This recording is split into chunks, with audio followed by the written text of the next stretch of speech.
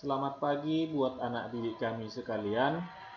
Kita bertemu kembali di pelajaran matematika. Materi kita untuk hari ini diambil dengan judul menyelesaikan persamaan linier satu variabel atau disingkat PLSV, persamaan linier satu variabel. Penyelesaian PLSV adalah pengganti variabel sehingga persamaan tersebut menjadi kalimat benar. Persamaan linier satu variabel dapat diselesaikan dengan yang kita akan lakukan adalah mencari nilai dari variabel agar persamaan itu benar. Itu maksudnya. Mencari nilai dari variabel agar persamaannya benar. Ada 3 cara. Yang pertama, substitusi. Dengan cara substitusi, yaitu mengganti variabel dengan bilangan yang sesuai sehingga persamaan tersebut menjadi kalimat yang benar. Mengganti variabel dengan bilangan yang sesuai. Itu kuncinya, mengganti variabel. Itu kata substitusi, mengganti variabel dengan bilangan yang sesuai.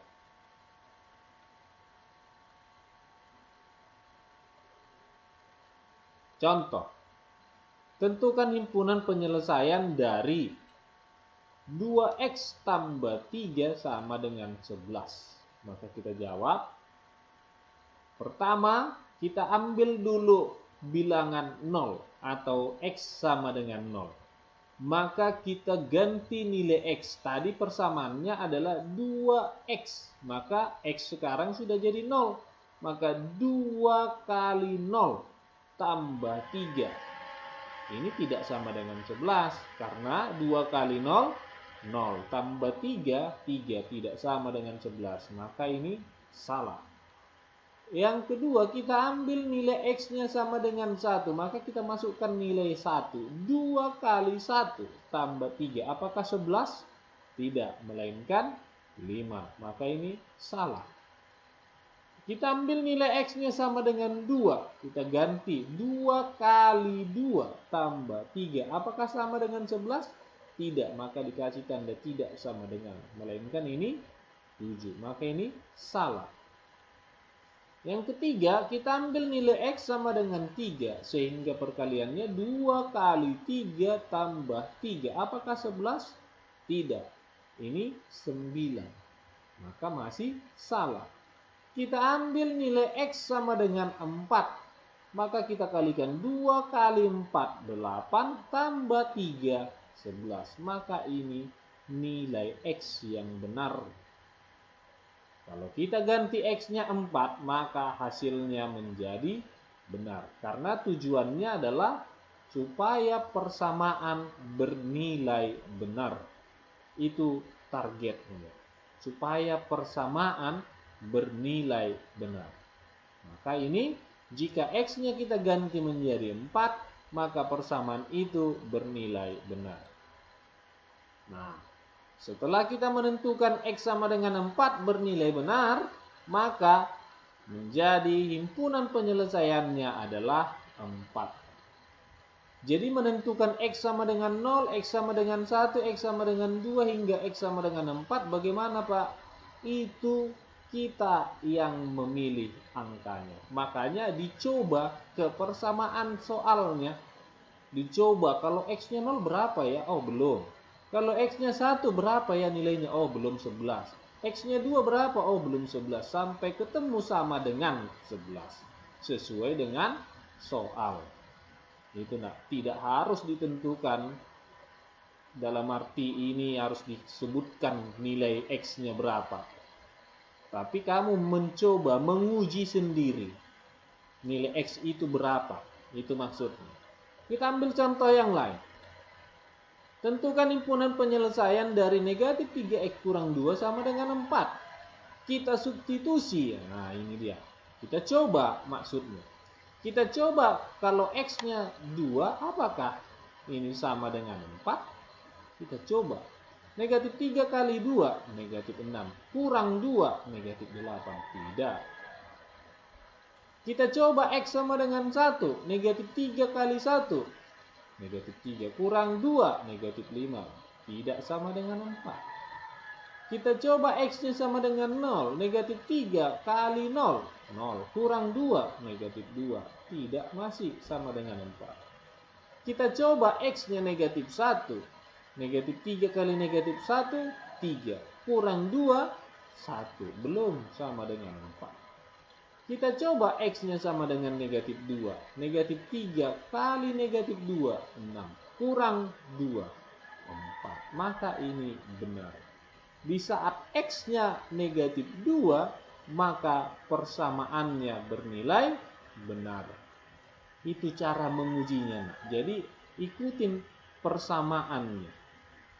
Persamaannya ini kita masukkan nilai X, kita ganti dengan bilangan berapa saja sehingga bernilai benar. Itu maksudnya. Maka ternyata untuk X sama dengan negatif 2, persamaan negatif 3X kurang 2 sama dengan 4 menjadi benar. Jadi himpunan penyelesaiannya adalah negatif 2.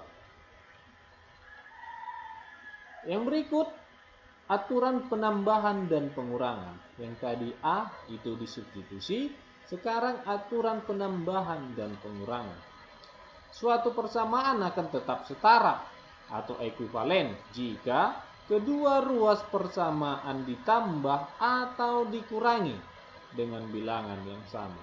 Ditambah atau dikurangi dengan bilangan yang sama. Contoh, tentukan penyelesaian dari 7X tambah 7 sama dengan 6X tambah 4. Maka kita lihat 7X tambah 7 sama dengan 6X tambah 4. Maka kita lakukan langkah pertama. Kedua ruas dikurangi 7. Maka ruas kiri kurang 7. 7X tambah 7 kurang 7. Sama dengan 6X tambah 4 kurang 7.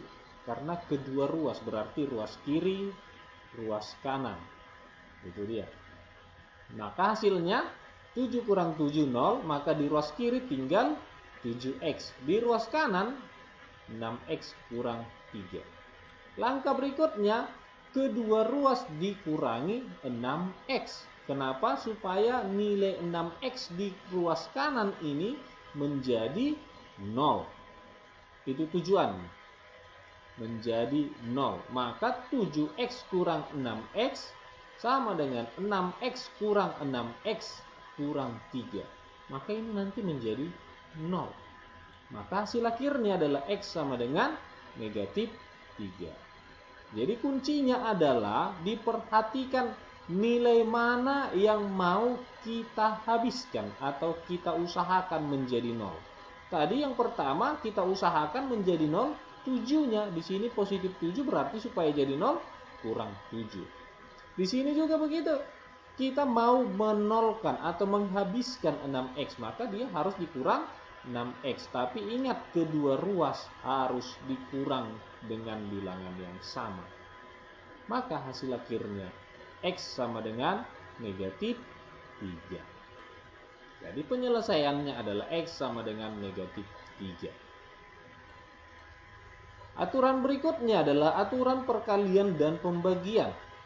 Suatu persamaan akan tetap setara atau ekuivalen jika kedua ruas persamaan dikalikan atau dibagikan dengan bilangan yang sama. Kecuali, ada kecualinya. Kecuali 0. Contoh, tentukan himpunan penyelesaian dari negatif 2Y kurang 6 sama dengan negatif 10. Kita selesaikan. Kita tulis kembali soalnya. Maka kedua ruas kita tambah 6. Ya, supaya apa? Supaya negatif 6 ini kurang 6 ini menjadi 0. Maka negatif 2Y kurang 6 tambah 6 sama dengan negatif 10 tambah 6.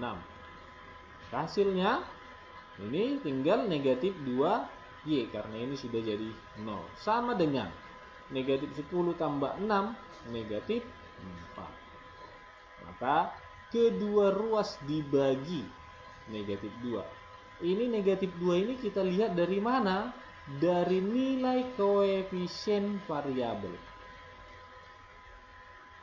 Jadi kalau ininya tadi 5, maka dibagi 5. Ini 6, maka dibagi 6 kedua ruasnya. Karena ini negatif 2, maka kedua ruas dibagi negatif 2. Jadi pembaginya itu kita lihat dari nilai koefisien variabel.